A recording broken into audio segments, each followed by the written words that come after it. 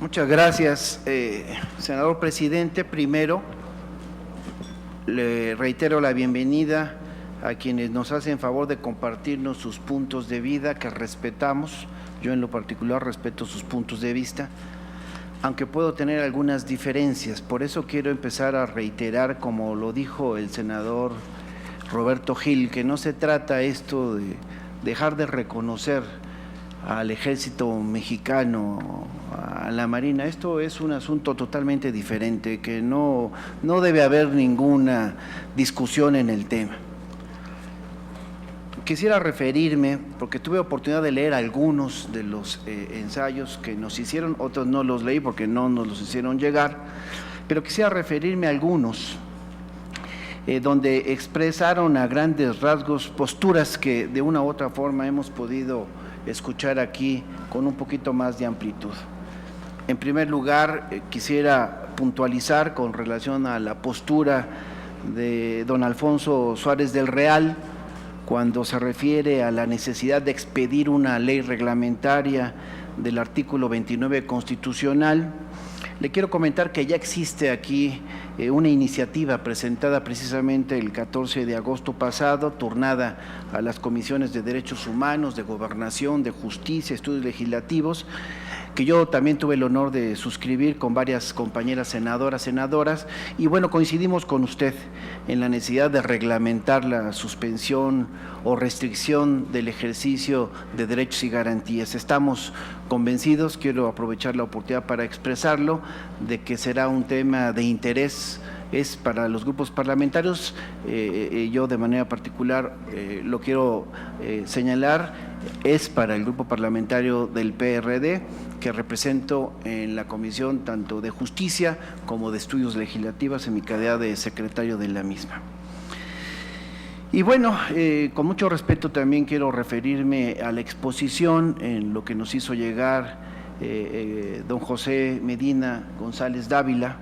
Hay algunas consideraciones que llamaron mi atención y que también escuché en su exposición. Usted sostiene que el proyecto de reforma se atentaría con este proyecto a la estructura y a los fundamentos de las instituciones militares, lo escuché también de otros expositores. Dice que se vulneraría la cultura y tradición militar, lo que a su consideración se traduce, así dice textualmente casi su documento, en un potencial riesgo para la defensa y seguridad nacional. Señala también que nuestras instituciones militares se distinguen por medio de costumbres, tradiciones, prácticas y procesos semióticos particulares que se transmiten a través de su formación y de su entorno, y que además son precisamente esos elementos los que rigen su contexto general. Yo, con respeto lo digo, yo no encuentro de qué manera la reforma que estamos proponiendo al fuero militar podría cimbrar la estructura de las Fuerzas Armadas. Tampoco cómo podría poner en riesgo la seguridad nacional y mucho menos vulnerar las costumbres y tradiciones de los militares.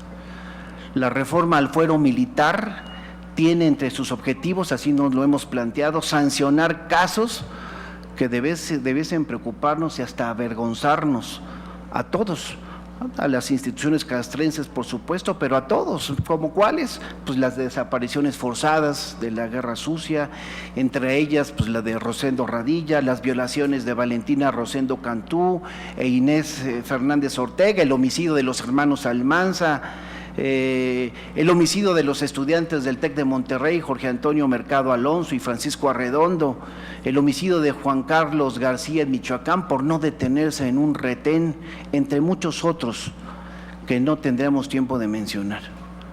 Si esas son las tradiciones y las costumbres a las que usted hace referencia, pues yo creo que esas, las de la represión, la desaparición forzada, la vulneración de los derechos humanos y la impunidad, estos delitos, pues yo espero que sí se reformen.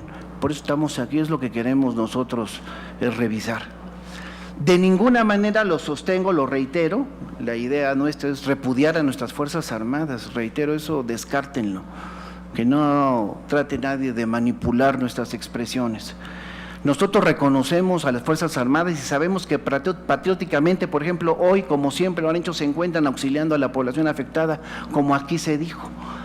por los fenómenos naturales que estamos enfrentando en el país, pero tampoco por ello creo que debemos cegarnos ante excesos que conocemos, aunque no como quisiéramos, porque no hay estadísticas, la verdad, por más que uno quiere, pues no hay estadísticas, no sabe uno sobre lo que pasa precisamente en el ámbito castrense.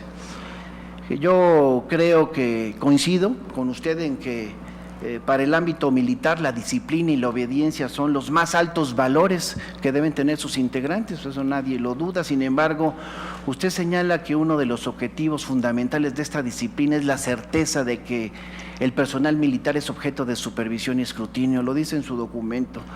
Es probable que usted tenga razón en lo que se refiere al ámbito interno, pero no necesariamente el externo, y yo quiero que podamos debatir en torno a esto. Para un servidor el adiestramiento militar, como para muchos, es sumamente riguroso en engrandecer el valor de la disciplina y de la obediencia. Eso quizás no tenga nada de malo, pero hablamos de una obediencia extrema que implica que la orden de un superior es inobjetable, incuestionable para un militar. Eso también hay que decirlo. Así, si un mando le ordena a un soldado torturar a una persona, pues el militar debe obedecer sin cuestionar. Y para la disciplina militar, pues es más grave cuestionar y desobedecer esa orden que cumplirla. Eso es lo que entendemos.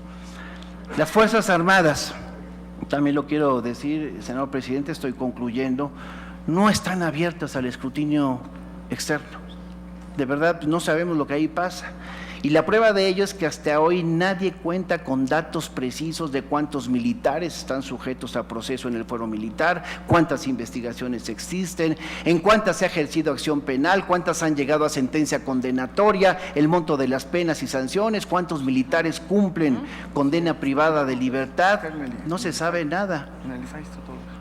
Antes creo que al contrario, ha habido solicitudes de información que las Fuerzas Armadas niegan casi sistemáticamente. Entonces, como usted lo señala, me refiero a usted particularmente porque estuve leyendo su documento, existe en el ámbito militar un permanente escrutinio interno de carácter disciplinario, pero a su vez las Fuerzas Armadas hasta hoy están cerradas al escrutinio externo y habría que cuestionar la razón de esto. Por ello, para mí el famoso argumento de que el fuero militar es más duro y menos corrupto que el civil resulta, por lo menos para mí, infundado ante la falta de información.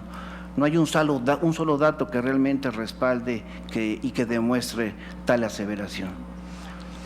¿Usted también considera que un tribunal civil está incapacitado para juzgar los actos de un militar porque es ajeno al contexto del personal castrense y por ello no podrían dimensionar sus actos en servicio o fuera de ellos? Es decir, usted considera que el fuero militar debe operar incluso cuando el elemento castrense cometa un delito fuera del servicio, en la calle, vestido de civil. A mí me preocupa esa postura, porque siguiendo esa lógica, también podríamos decir que en un homicidio doloso cometido por un militar fuera del servicio, pues debemos sancionarlo con menor rigor, porque en el ejército lo entrenan para disparar. O que si fuera del servicio provocara una riña y lesiona a un civil, entonces lo debemos sancionar con menor rigor porque su entrenamiento le adiestran para el combate cuerpo a cuerpo. Y siguiendo también con esa lógica, podríamos decir que si ningún tribunal civil debe juzgar a ningún delincuente, pues porque no conoce su contexto particular. Yo creo que he hecho algunos argumentos que realmente los dirijo a todos los de la mesa que me quieran responder, porque estamos aquí un poco para intercambiar puntos de vista ante la importancia del tema, pero yo quisiera formular, después de toda esta reflexión, estas preguntas. Entonces, si nos pueden explicar, principalmente, pues don José Medina, pero igual todos, ¿cómo es que al garantizar que los militares responsables por delitos contra civiles sean llevados a la justicia social, terminamos por poner en riesgo la seguridad nacional? Y se habló también del artículo 13 constitucional que vulnera la certidumbre del personal militar en el ejercicio de sus funciones. Quisiera sus puntos de vista.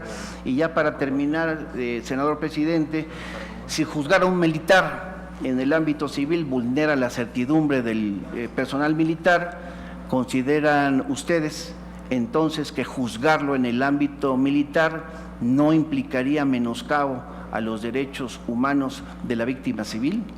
Muchísimas gracias por su atención y por las respuestas.